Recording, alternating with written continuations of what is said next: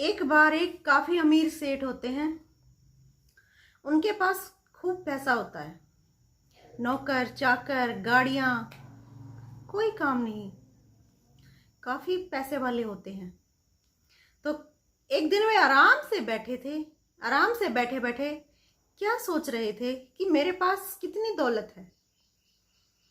उनके मन में ये विचार आया और उसने क्या किया, अकाउंटेंट को बुलवाया और उसे कहा कि भाई आप ये पता करके सभी एक कागज पर मतलब लिख के तैयार करके मेरे पास लेके आना। 1 वीक के बाद अकाउंटेंट आता है और बोलता है सेठ जी को कि सेठ जी आपके पास इतना पैसा है कि आपकी 7 पीढ़ियां भी अगर हाथ पर हाथ रखकर खाएं तो भी खत्म नहीं हो सकता। आपके पास बहुत पैसा है, बहुत जायदाद है। तो सेठ जी बहुत खुश हुआ कि मेरी तो 7 जनरेशन आराम से बैठकर खा सकती हैं, मुझे तो किसी बात की चिंता नहीं है। तो अकाउंटेंट को कहा सेठ ने कि कोई बात नहीं, आराम से इसको लिखित रूप में लेकर आना। तो ठीक है, आराम से बैठा था, फिर सोच रहा था, सोचते सोचते दिमाग में क्या आया कि मेरी 7 पीढ़ियां तो खा सकती हैं आराम से, उन्हें कुछ भी करने की जरूरत नहीं है, लेकिन 8वीं पीढ़ी का क्या होगा, मेरी 8वीं पीढ़ी क्या करेगी। बड़ा टेंशन में सोच विचार करने लगा कि मैं क्या करूं, 8वीं पीढ़ी के लिए मुझे क्या करना होगा। बड़ा मतलब एक दुखी माहौल में वह रहने लगा और हमेशा सोचता रहने लगा कि मेरी 8वीं पीढ़ी का क्या होगा। सिर्फ मेरे पास तो 7 पुश्तों तक का ही पैसा है। तो अशांत मन था।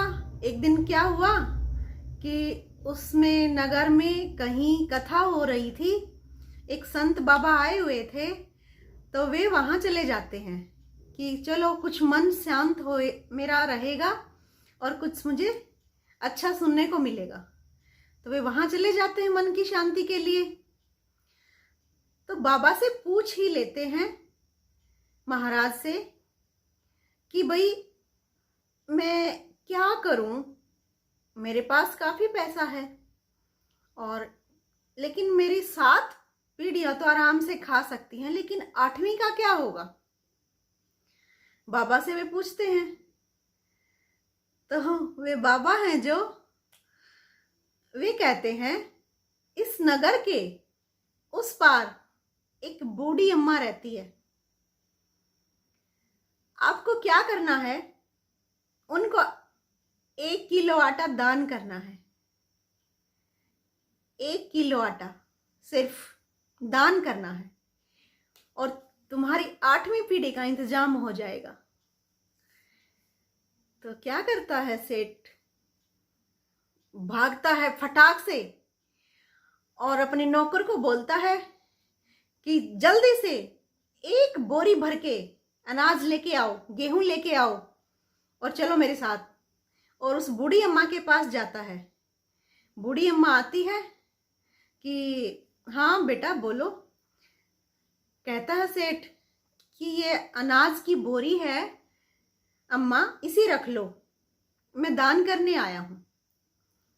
बूढ़ी अम्मा क्या कहती है कि नहीं बेटा, मैंने तो आज का खाना खा लिया, मुझे इसकी अब कोई जरूरत नहीं है। लेकिन सेठ कहाँ माने, सेठ को तो दान करना है, अपनी 8वीं पीढ़ी है जो वो सेव करनी है, दान तो करना ही करना है। कि नहीं अम्मा आप ले लो, आप कुछ तो रख लो इसमें से। लेकिन बूढ़ी अम्मा फिर बोलती है कि नहीं बेटा मुझे नहीं चाहिए, मैंने खाना खा लिया है। लेकिन अम्मा कल काम आ जाएगा, 1 महीना 2 महीने 1.5 महीने तक तेरा राशन है जो वो मतलब खत्म नहीं होएगा, तो आप इसको रख लो, कुछ रख लो, थोड़ा बहुत रख लो, फोर्स करता है अम्मा को, लेकिन वह कहती है कि भाई बेटा देखो, मैंने आज का खाना खा लिया है, भगवान ने, ऊपर वाले ने मेरा इंतजाम कर दिया है आज का, कल की मुझे कोई चिंता नहीं है, कल मेरा क्या होगा क्यों होगा मुझे इससे कुछ नहीं लेना देना, और मैंने आज अपना पेट भर लिया है। बूढ़ी अम्मा कुछ भी नहीं लेती और उसे वापस लौटा देती है। वह सोचता हुआ आता है कि ये बूढ़ी अम्मा आज का खाना खाकर शांत है, आराम से सो रही है बिना किसी टेंशन के, और एक मैं हूं, मेरे पास इतना पैसा है कि 7 पीढ़ियां भी आराम से खा सकती हैं, और मैं 8वीं की चिंता कर रहा हूं। मेरे जैसा मूर्ख आदमी नहीं है। कि सेठ जी को समझ में आ गया कि बाबा ने उस बूढ़ी अम्मा के पास मुझे क्यों भेजा है, क्योंकि वैसे तो मैं सुनने वाला नहीं था, समझने वाला नहीं था, क्योंकि मेरे तो दिमाग में घुस चुकी थी यह बात कि 8वीं पीढ़ी का क्या होगा।